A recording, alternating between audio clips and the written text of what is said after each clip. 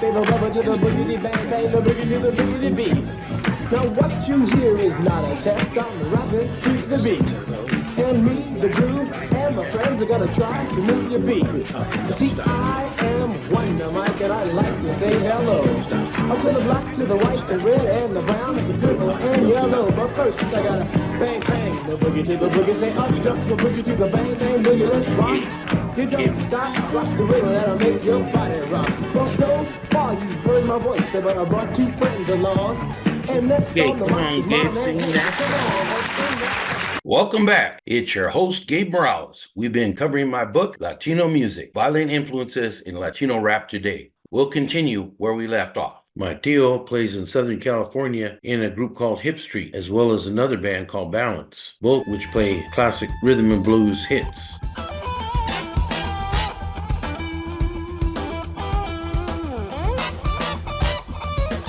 Earlier I mentioned El Chicano, but I also listened a lot to Malo and Tierra. And both sides, my wife and my family, have been musically inclined. My brother Andre played in several Seattle area bands.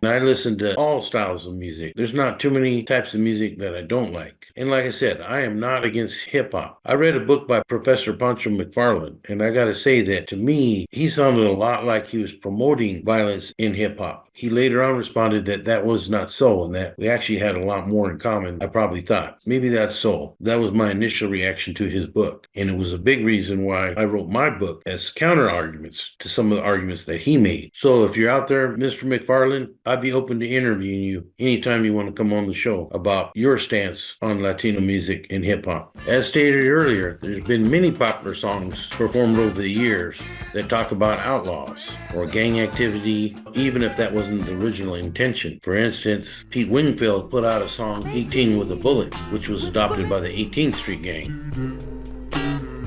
Got my finger on the trigger, I'm gonna pull it. Sitting in the Park, first released by oldies artist Billy Stewart, and later on put out in another version by the R&B group GQ, was adopted by the White Fence Gang. And I remember at Folsom Prison, the Bloods used to love to play Natural High because it was performed by a group called Bloodstone.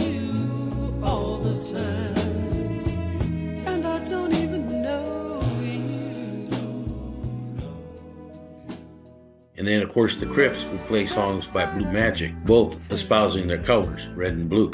Before the show begins, my friends.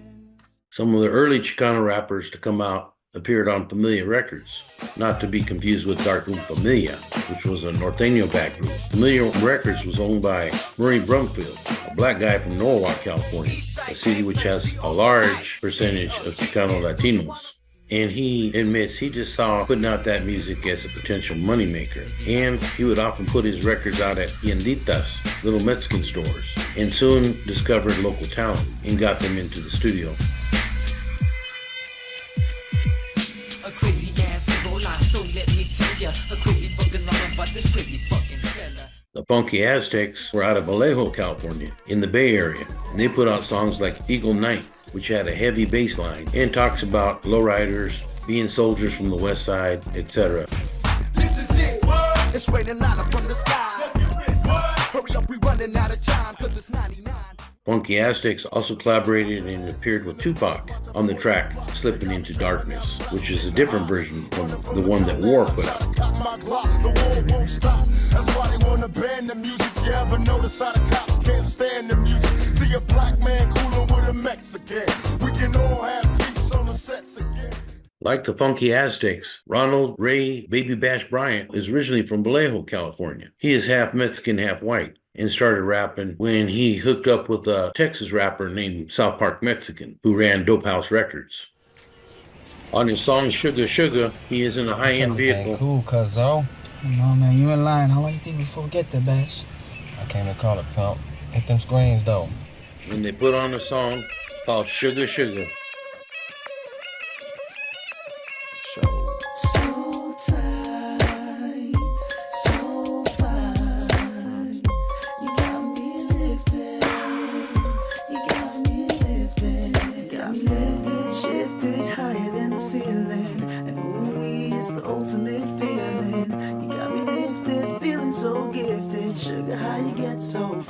It was a big hit for him. About the same time his career was taking off in the 1990s, the Chicano rap scene was blowing up. There was a group like A Lighter Shade of Brown, who featured Robert Gutierrez from Pomona and Bobby Ramirez, who I think may have been from Riverside. Hi, this is Huggy Boy. This is going out to all the homies on a They had a Sunday song afternoon. that opened up by a famous DJ, Huggy Boy, called On a Sunday Afternoon.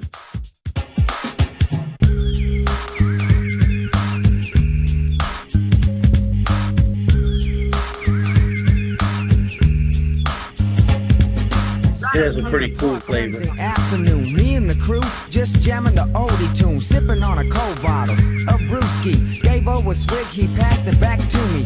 Right about then came some other homies, Micah, Eli, PJ, Smooth, Phil, and Larry. Busted out the ice chest, Phil popped The beat of Groovin' by the Rascals. Better to do. Micah's cup, yo, was filled with bird. J Smooth had a cold glass too, you know it. Word, girls at the picnic bench preparing the food.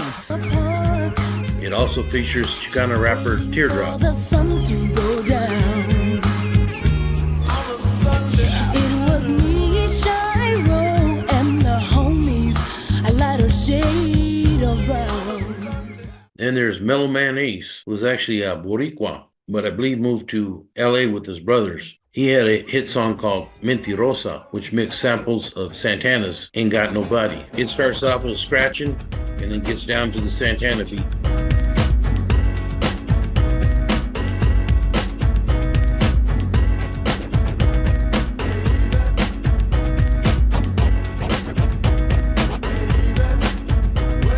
Check this out, baby. Tenemos tremendo lío. Last night you didn't go. There was the hip-hop group Proper Dos, which included rapper Frank Villarreal and producer Ernie Gonzalez out of the Santa Monica area. They put out a song called Mexican Power, which sampled an old school groove from one of my favorite bands, One Way, from their song Cutie Pie. Mexican power. That's the name of this cut, man. You got something with that? Hit the stop and check button. 'Cause I ain't shutting up. My book also includes East Coast hip-hop as well as mainstream artists. One of the first old school rap legends was Prince Whippoorwhip, who's Puerto Rican and was close to West Coast rapper Ice-T. Yo, I'm the Bronx Puerto Rican Prince Whippoorwhip for the fantastic episode Romantic 5 MCs. I was really fortunate to be at the right place at the right time with the right people because bottom line, being a pioneer is a phenomenal thing. It's, you know, you don't get all the fame and glory, but the story, at the end of the story, yo, we're here. You can't dig no further down. So the fact that, you know, my DJ Grant Wizard was the inventor of scratch, the fact that it took a guy like Grandmaster Melly Mel that really just made me like, you know, the Furious, made me put things in perspective. You know, all of those things, and of course being blessed by knowing guys like Kool Herc, Bambino Flash, that really was just, that's it. You know, once in the culture, there's no way I could just say, nah, I ain't gonna do this. You just fell on my lap, and I love it. There was Mark Anthony Morales, no relation to me, better known by the stage name Prince Marky D, who was a member of the Fat Boys. You might remember their song, The Fat Boys Are Back, which starts off with a very simple beat and then goes hard with beatbox.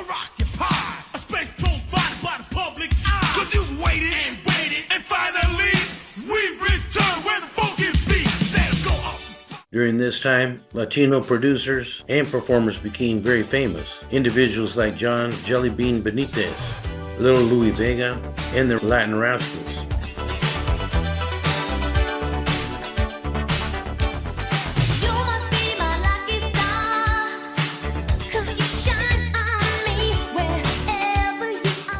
They mixed dance and hip-hop beats throughout airways of New York City. Mark Anthony, as well as La India, are well-known salseros today, but they started off doing Latin freestyle.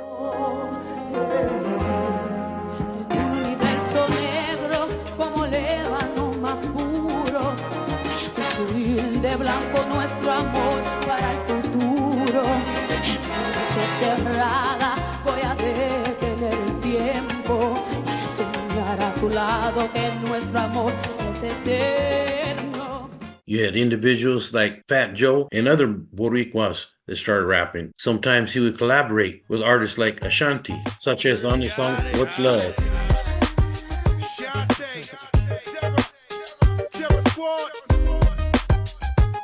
Be about us, be about you. Number one. Got to do it, got to do it.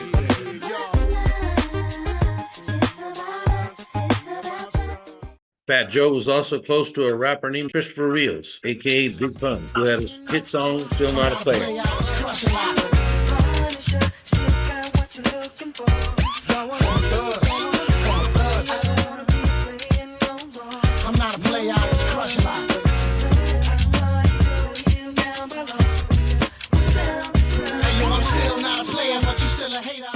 My book also includes a section about narco corridos. I'm not going to get into that now, as I briefly covered it during my drug cartel series, but I may come back and do another video on narco corridos, because that's a whole genre in itself that deserves full attention, especially with the advent of drug cartels that have been expanding over recent years. So in one of my recent Nuestra Familia videos, A through Z series, I covered Robert Weddle Grattan. He was involved in the making of the Gun CD, which involved artists from groups like Darkroom Familia. One of the main rappers on the Gun CD was David Rocha, also known as Sir Dino, who is now known as Pastor Rocha, who appeared on the show discussing Latino hip-hop. According to Flaco, from a convict's perspective, NF Brass were given a lot of directives at the time, San Jose and Salinas regiments, to people like him, Black Steve, rapper Gato Mas Loco, etc. And they were told it was a priority mission to locate Rocha. Flaco was active in the Salinas area, where he had been reassigned, but also went to other parts of the state. The NF wanted to know if Rocha was cooperating with the feds on Operation Black Widow, since he didn't show up for his court date. Understand that actually was a miscommunication between him and his lawyer. But Black Steve went on to track down Rocha on his own with Gato Mas Loco. My understanding is that they told Rocha that every Northern California rapper had to pay taxes. That included Woody, who was already contributing to the cause.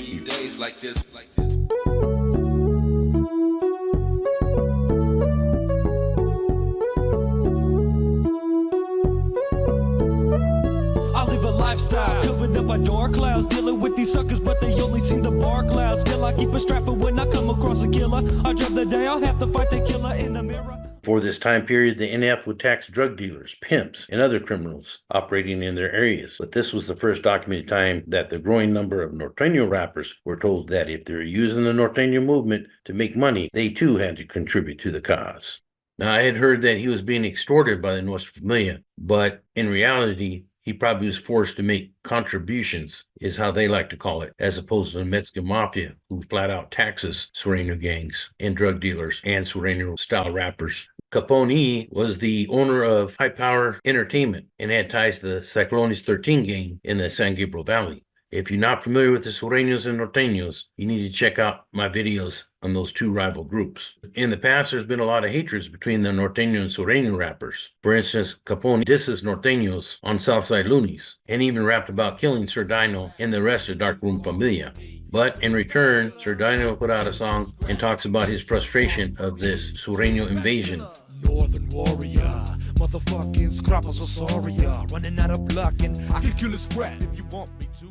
A lot of Sureño rappers refused to work with black rappers. An example of this is when Sureño rapper Chino Grande challenged Snoop Dogg to fight and called him out on a YouTube video in 2006 after Snoop used the word vato in one of his songs. Chino Grande said, "You ain't no vato. You ain't raza." And this was at the time when the Mexican Mafia very much had a green light on blacks moving into Hispanic areas and barrios. And I believe Snoop took the threat as being real. Juan Ramos, better known as Juan Gotti, a playoff of Italian Mafia godfather John Gotti, is an American rapper of Mexican descent and was a member of Dope House Records out of Texas. There's Pedro Herrera III, better known as Chingo Bling, who was a musician and comedian that often rapped silly songs and was known for his wild cowboy getup. By the way, Chingo Bling was criticized by many right-wingers for his song, "They Can't Deport Us All." And after that, he reportedly received threats from right-wing white nationalist groups.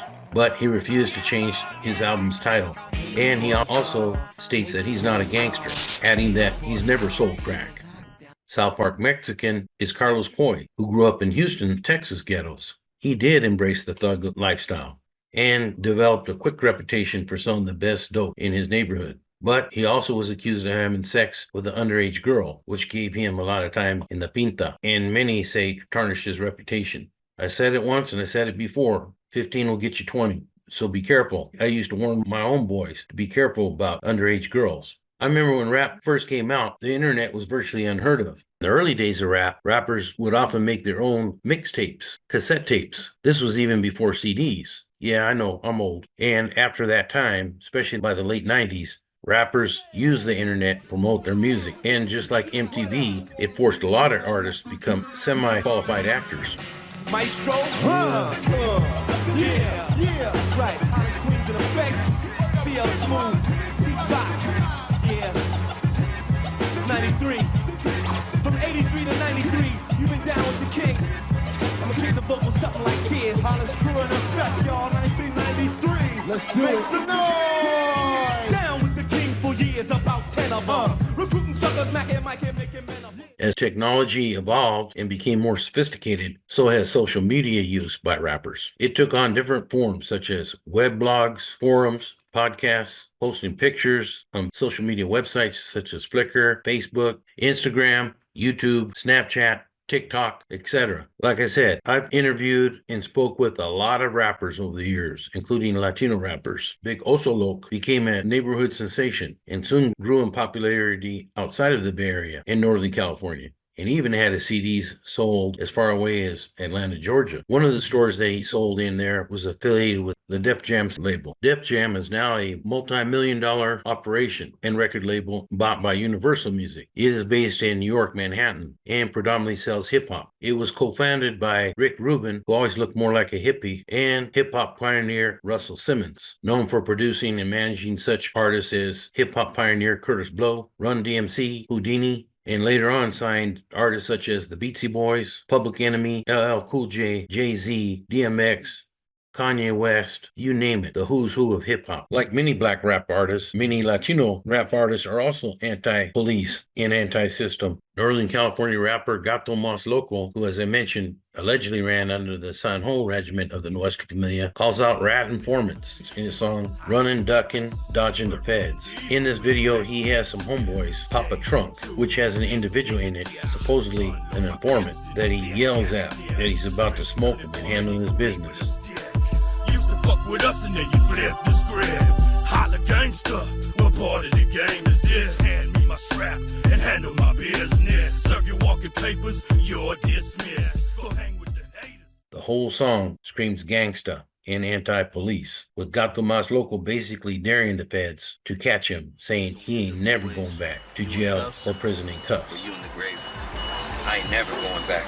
I promise you that. So this is the thing that I teach in my classes. When gangsters listen to a lot of these songs, this can be an officer safety issue. In his 2008 release, Heat Under the Seat, rapper Quete talks frankly about death on the CO. Who knows? I'm sitting in hell, LA County jail, with these punk ass CEOs in my face. I know it well, doing time, walking main line for my crime. I'm from Redondo Harbor, yeah, I'm down for mine. Kicking back with the homies, sitting on my bunk. And every time I get comfortable, they roll me up. Demographic move, fuck telling me to shut up like they own me. Trying to separate me from the homies. 10 CEOs with their knees all on me. Feeding me SOS, peanut butter or bologna. So death on the CEO, you know what I mean, homes. Hiding behind their badge like they're fucking chingon. But I don't give a fuck what you fucking pigs say. Still death on the CEO every fucking day. It is a very disturbing song referencing killing a corrections officer. Like I said, I counter Professor McFarland's arguments, and I believe that violence on police officers has gone up today. And I think it's safe to say violent lyrics in rap songs have had a role in it, and that is no exaggeration. Now, I made videos on police corruption and corrections corruption, so I know it does exist, but I don't believe songs like this are the answer. That only creates more hate and discontent. There are much better ways to fight police repression and make social justice reforms. Many rappers talk about things like power, honor, respect, but they often dishonor their families when they choose loyalty to drugs and alcohol. While they seek power, they often fail to realize that empowerment means a lot more than just money, material things, or guns, and ego. While they want respect, they have to give respect, and they often enjoy disrespecting others in their songs or out on the streets. I dare say many rappers' lifestyles today are very reckless. They put themselves in bad situations that they should have seen coming. I've made a lot of mistakes in my life, but one thing I'll say is that my spidey senses tingled when I sensed something was wrong. But like I said, I'm not anti-rap. I believe rap actually can be a positive voice for young people of color and people of all economic status. It can actually be a teaching tool, and put with the right beats can be a beautiful thing. So I'll have to stop right there. I hope you've enjoyed these last 2 episodes. We only have one more to go before we finished with this series. This has been your host, Gabe Morales. Thanks for watching and thanks for your support.